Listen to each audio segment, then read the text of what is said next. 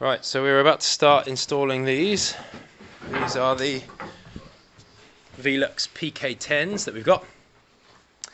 Now, the two that are going in here, I need to make sure that I get the right ones, because the two that are going in here are going to be the white polyurethane ones, which are slightly more waterproof because of the kitchen. So let me double check, because if these, basically I need to get the white polyurethane ones, and then I'll show you how we open them up.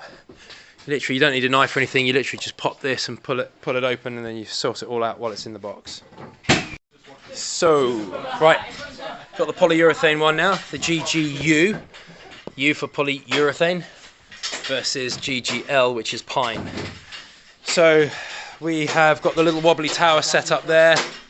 We've got the hole there ready to go. We've put the battens all the way around the frame inside.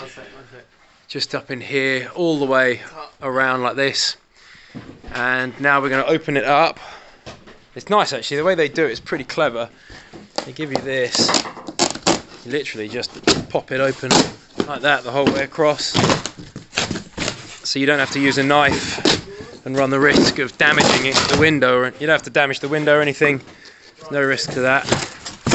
And that pops open like this. You get a decent set of instructions, which is helpful. Plug socket. Yeah, it's good. It's really, really good. So we've got this. We've got these in place here. So you don't screw into the side there. You only screw in where there are screw holes. So this is the rain sensor, which is good. And obviously this cable we're going to feed back inside the room afterwards, but we're just tucking it out of the way for now. And this is all the wiring for the motor that helps open and shut the window. Right, we've got the wobbly tower ready to go. Brian's up there, and we're going to screw the thing in place now. Right, so we're on the outside here, and we've taken the glass out obviously, and we have put the frame in here. So big long screw here that goes right down into the rafters, and I'm going to be adding in a couple more here right now,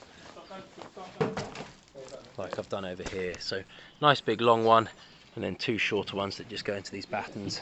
Done the same at the top, made sure that cable is internal, so that's inside the building. So yeah, it's all good. All good. Would that end to go up first, or? I would do it lengthways. So Emily and Nick go to the head and the bottom of it. Em go up to Barry's side. Yeah, and then Nick go round to the bottom of it.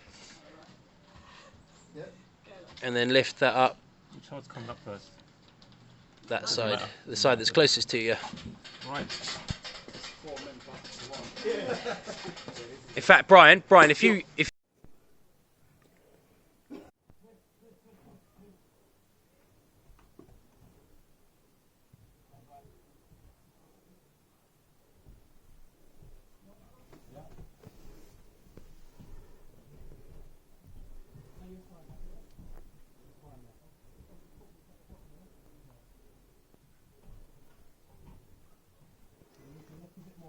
Can you take the weight so that Brian can stop those clips? Thank you. Right, come towards you, Nick.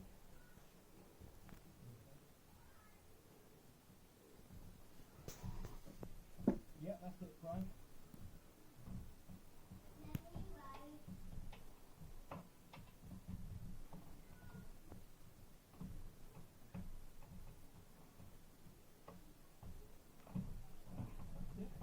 Yeah, that's it.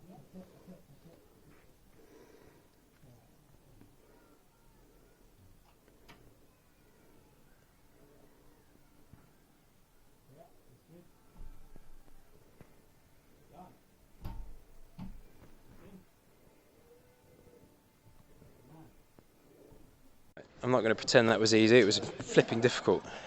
The window weighs an absolute ton, the glass. But it is in. You have to kind of do it upside down and backwards and slot the little grooves into there and there. I don't think I've got a proper technique for it, to be honest, but it's in and it's on, so that's good. Right, we got there in the end.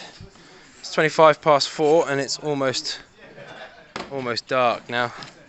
But we got them on. We're just tucking these cables in. They all tuck in. This is the little rain sensor we take off.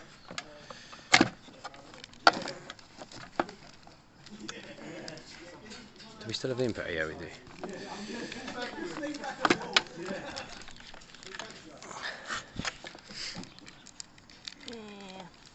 Come on. Thank you.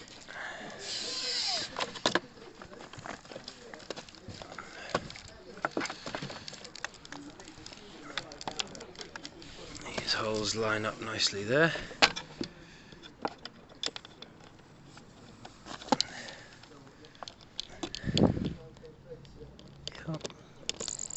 Yep, you're on. Slowly. I'll go from this angle.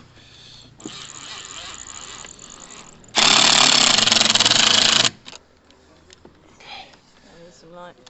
Yep. Yeah.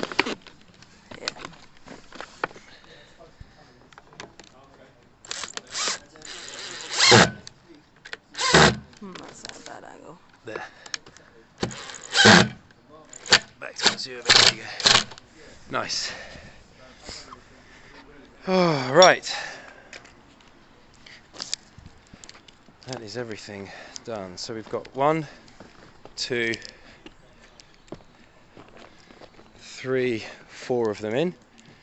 And then once I've built this other section of roof, the scaffold's going to be going soon.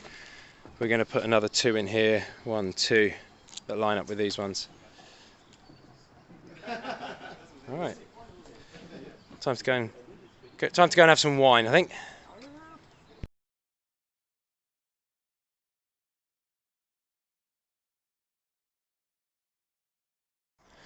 Right, so it appears I have made a little bit of a mistake on all of these Velux windows, which I'm rectifying, and I've rectified on these 4. You can see they're just open a little bit. Those ones are correct, these ones are not.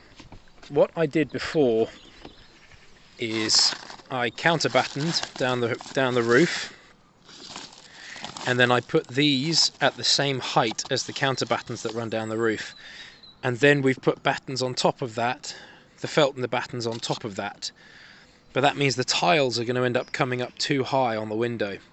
So what I actually have to do is undo all of these and put another batten underneath and then secure them back down. It's a relatively quick job actually, I'm quite fortunate, but the outcome ends up looking like this, which is far more typical on a roof. So there's actually, you can't see it on this one because of the felt, but there's actually 2 layers of batten on this here.